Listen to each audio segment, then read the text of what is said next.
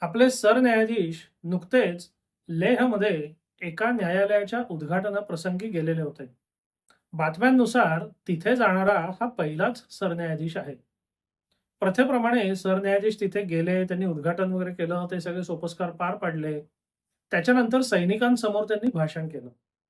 आता त्या भाषणाची संपूर्ण व्हिडिओ क्लिप अजून तरी उपलब्ध झालेली नाहीये. पण विविध माध्यमांमध्ये ज्या बातम्या आल्या, त्याच्यावरनं सरन्यायाधीश नेमकं काय म्हणाले, त्याच्याबद्दल थोडी-थोडी माहिती विखुरलेल्या स्वरूपात उपलब्ध झालेली आहे. सरन्यायाधीश म्हणाले, "कायदा सैनिकापर्यंत पोहोचला पाहिजे, कारण सैनिकाला नेहमीच कायद्यापर्यंत पोहोचणे शक्य नसते. आपण हेही जाणतो, की भारत अनेक रात्री शांत झोपतो, कारण कुठेतरी एखादा गणवेशधारी जवान, ज्याचे वर्णन शब्दात करता येणार नाही, अशा कठीण परिस्थितीत प्रामाणिकपणे जागृत राहून देशाचे रक्षण करत असतो. म्हणूनच मी या आश्वासनासह समाप्त करतो. तुम्ही राष्ट्राच्या सीमांवर देशांचे संरक्षण करता. राष्ट्राच्या संस्थांचे हे कर्तव्य आहे, की तुमच्या सर्व हितांचे तितक्याच जिद्दीने संरक्षण संस्था करतील. तुमच्या शौर्यासाठी, संयमासाठी, या उंच भागातील तुमच्या सहनशक्तीसाठी आणि दररोज देशसेवेसाठी तुम्ही दाखवलेल्या निःशब्द निष्ठेसाठी आम्ही भारतीय न्याय व्यवस्था तुम्हाला आमचा आढळ सन्मान अर्पण करतो आणि न्याय तुमच्या दारापर्यंत पोहोचवण्याची शपथ घेतो. आता हे यांचं भाषण आणि याचं हे इतिवृत्त वगैरे वाचलं आणि मला एक छान संस्कृत सुभाषित आठवलं. ते सुभाषित असं म्हणतं, "प्रिय वाक्य प्रदानेन सर्वे तुष्यन्ति जंतवः, तस्मात् तदैव वक्तव्यम वचने किम दरिद्रता." म्हणजे याचा साधा स्वैर अनुवाद असा आहे, की गोड बोललं ना, की सगळेच जण खुश होतात. सगळ्यांनाच ते आवडतं. मग वचने किम दरिद्रता, म्हणजे गोड बोलण्यात मग कंजूसी कशाला? हे म्हणजे यांचा सगळा हा जो एकंदर देखावा आणि एकंदर भाषणं मी ऐकली किंवा त्याचं जे इतिवृत्त बघितलं, त्याच्यानंतर मला हेच सुभाषित आठवलं, की "वचने किम दरिद्रता." म्हणजे नुसतं गोड बोलायचंच आहे ना, मग त्याच्यात कंजूसी कशाला? आता हा जो छोटासा भाषणाचा त्यांचा अंश आहे, त्याबद्दल माझं वैयक्तिक मत विचाराल, तर त्याबद्दल काही महत्त्वाचे मुद्दे मला आपल्यासमोर मांडायचे आहेत. सगळ्यात पहिलं म्हणजे आपल्या सीमांचं रक्षण करणारे जे जवान आहेत, ते तिथे हालात राहतायत, हे मान्य करायचं आणि त्याचं उदात्तीकरण करायचं आणि त्यांना त्याच हालामध्ये ठेवायचं. हा कुठला शहाणपणा आहे? आपण एकीकडे मान्य करतो, की आपल्या सीमांवर आपले जवान हालात राहतायत. मग का हालात राहतायत? त्यांच्याकरता सोयी-सुविधा द्या ना. तुमच्याकडे काय कमी आहे? जर सगळ्याकडच्या देशभरातल्या बाबूंकरता जर तुम्ही अत्युच्च दर्जाच्या सुविधा देऊ शकता, ज्यांचं तसं बघितलं तर या राष्ट्र उभारणीत किंवा संरक्षणामध्ये योगदान नगण्य आहे. मग जे खरोखर देशाच्या सीमांवर उभे राहून रक्षण करतायत, त्यांना 75 वर्ष झाली तुम्हाला सेवा देता येत नाही, तुम्हाला सुविधा देता येत नाहीत. अजूनही तुमचे सैनिक हालात उभे आहेत आणि त्याचं तुम्ही कौतुक करता?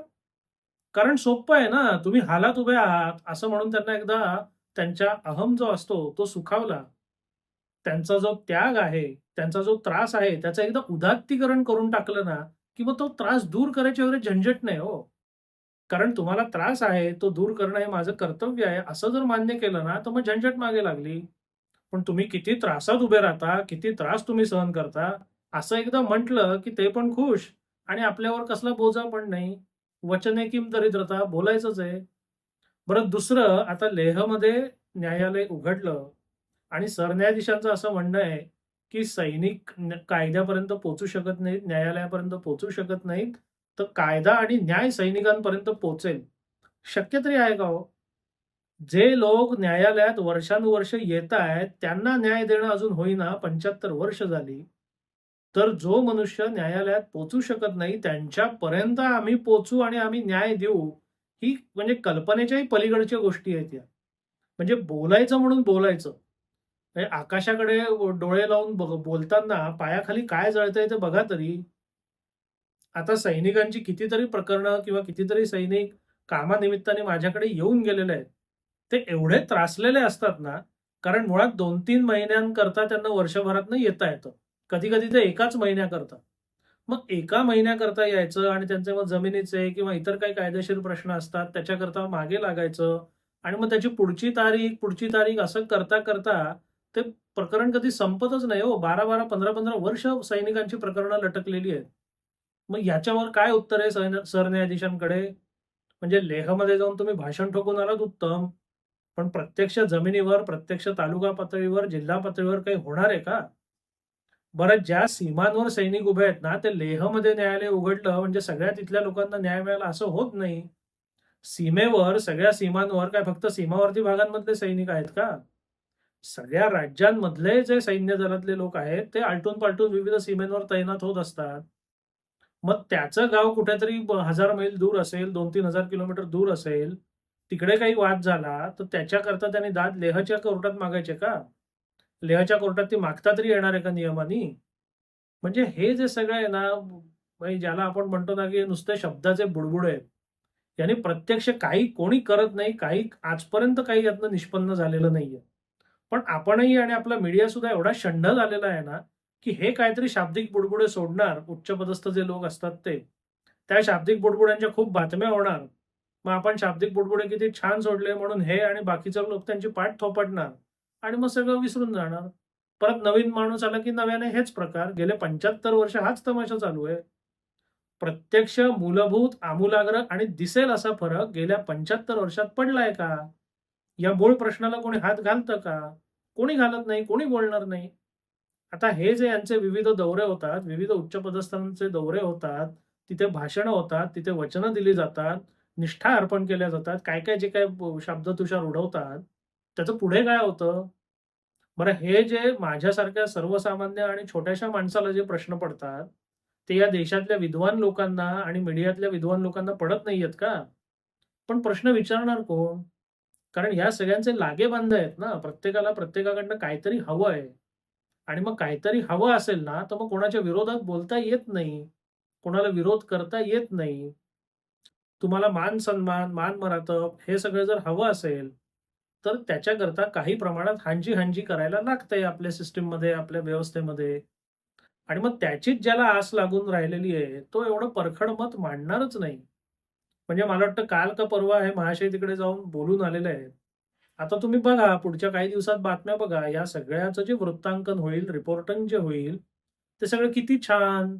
सैनिकांचा यांना किती आदर आहे. सैनिकांच्या एकंदर कर्तव्याच्या आणि त्यागाची यांना किती किंमत आहे. याच्याकरता हे एवढ्या लांब गेले, तिथे कोर्ट काढून आले, अमुक बोलले, ढमुक बोलले. अरे सगळं बरोबर. पण केलं नाही काय? हाती लागलं काय नक्की किंवा लागणार आहे काय? ह्या मूलभूत प्रश्नांकडे कोणीही लक्ष देत नाही. मूलभूत प्रश्न कोणीही उपस्थित करत नाही.